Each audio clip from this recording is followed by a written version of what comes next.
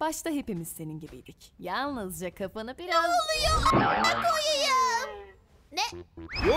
Yo tatlım, inanılmaz dijital sirkte öyle uygunsuz kullanımlara izin vermiyoruz. Çünkü burası eğlenmek için. Başta hepimiz senin gibiydik. Yalnızca kafanı biraz...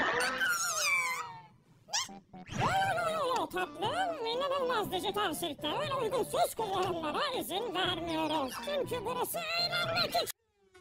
Başta hepimiz senin gibiydik. Yalnızca kafanı biraz...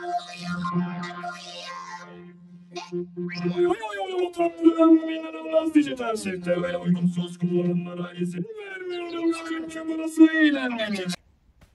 Başta hepimiz senin gibiydik. Yalnızca kafanı biraz... Koyayım. Ne?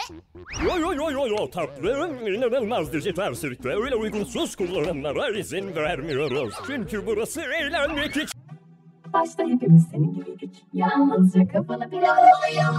Koyayım. Ne?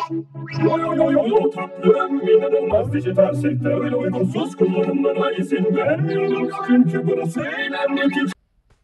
Başta hepimiz senin gibiydik. Yalnızca kafanı biraz... Koyayım. Ne? Yo tatlım, inanılmaz dijital sirkte öyle uygunsuz kullanımlara izin vermiyoruz. Çünkü burası eğlenmek için. Başta hepimiz senin gibiydik. Yalnızca kafanı biraz... Yo tatlım, inanılmaz dijital sirkte öyle uygunsuz kullanımlara izin vermiyoruz. Çünkü burası eğlenmek için. Hediyeler için teşekkür ederim. Sizin için boğazımı yaktım.